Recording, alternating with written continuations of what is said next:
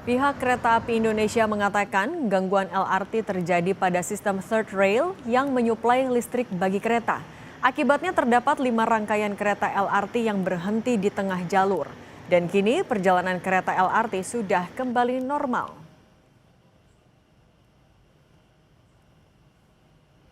Informasi terkini dari LRT Jabodebek yang sempat alami gangguan hingga berhenti di tengah jalur, kita tanyakan ke Manajer Public Relations LRT Jabodebek, Mahendro Trangbawono. Selamat petang, Pak Mahendro. Selamat petang, Mbak. Pak Mahendro, kami pastikan lagi per sore ini seluruh rangkaian LRT sudah kembali normal? Betul, jadi mulai pukul 10.50 waktu Indonesia Barat tadi atau kurang lebih 2 jam setelah terjadinya gangguan, kami memastikan bahwa seluruh operasional LRT Jabodebek telah pulih kembali normal untuk dapat melayani masyarakat, seperti itu. Yang jadi penyebabnya apa, Pak, sebenarnya? Baik, pertama-tama kami menyampaikan permohonan maaf ya. Jadi memang kalau kita ketahui bahwa LRT Jabodebek ini menggunakan tenaga listrik, jadi disuplai dari listrik aliran bawah, atau di kami bahasanya third rail.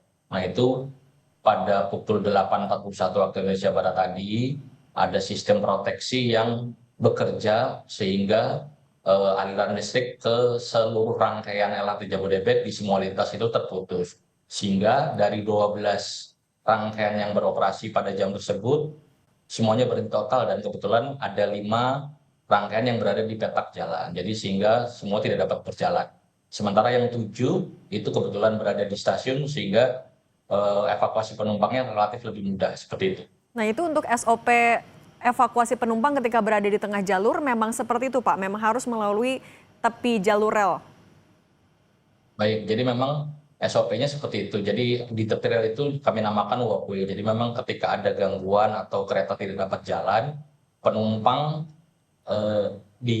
berjalan atau dievakuasi lewat situ. Namun demikian ada beberapa case, jadi ketika ada balita atau lansia atau ibu hamil atau yang disabilitas itu kami juga sediakan atau siagakan seperti troli di setiap stasiun untuk mengangkut mereka. Nah, di beberapa case yang tadi ada 5 rangkaian tersebut, terutama yang di rangkaian menuju Halim itu ada anak kecil dan lansia yang kami evakuasi menggunakan troli, seperti itu.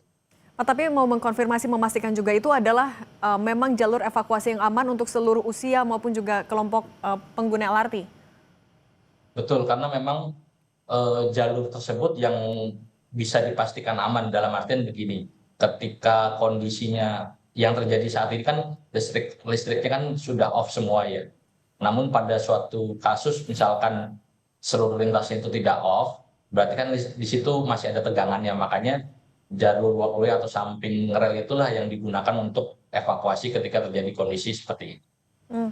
Kalau untuk perbaikannya sendiri, Pak, tadi apakah ada kendala apa yang sebenarnya menjadi tantangan ketika mengoperasikan sebuah LRT? Bisa sampai ada gangguan seperti itu, penanganannya seperti apa? Jadi memang kami masih mendalami ya penyebab gangguannya apa. Cuma yang dapat dipastikan sementara ini adalah ada sistem proteksi. Sistem proteksi itu mencegah terjadinya tegangan listrik yang berlebihan ke sarana LRT-nya itu yang bekerja. Jadi memang ada sistem proteksi yang bekerja. Nah, untuk detailingnya kenapa hal itu bisa terjadi, kami masih dalam pendalaman dengan stakeholder terkait termasuk dari tim Siemens dan PLN serta DJKA untuk memastikan apa sih penyebabnya. Hmm. Tapi ini sudah pernah terjadi atau pertama kali, Pak? Untuk kasus yang seluruh lintas sampai off seperti ini baru pertama kali terjadi. Jadi kami sekali lagi memohon maaf apabila menimbulkan ketidaknyamanan bagi penumpang. Hmm.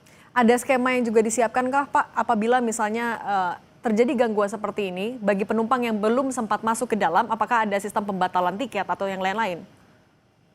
Baik, jadi memang ketika terjadi gangguan ini, penumpang yang sudah terlanjur melakukan tap in di stasiun itu, kami arahkan untuk membatalkan perjalanan. Jadi nanti penumpangnya tidak perlu tap out lagi, nanti langsung dibatalkan di loket-loket stasiun. Dan sampai pukul 14.30 tadi tercatat sudah 2.254 pengguna yang membatalkan perjalanannya. Hmm. Berdampak ke mana saja, Pak, sebenarnya ini? Berapa lama tadi proses ada gangguannya hingga penanganan selesai? Dampaknya seperti apa? Jadi memang mulai gangguan itu di pukul 8.41 waktu Indonesia Barat dan dinyatakan sudah selesai kembali beroperasi kembali itu 10.50 waktu Indonesia Barat. Jadi selama 2 jam tersebut seluruh lintas pelayanan LRT Jabodebek tidak dapat beroperasi dalam hal tidak bisa berjalan ya Mbak ya. Jadi selama 2 jam tersebut kami tidak mengoperasikan perjalanan LRT Jabodebek. Oke, Pak Mahendro Trangbawono, manajer PR LRT Jabodebek, terima kasih sudah berbagi bersama kami. Sehat selalu, Pak.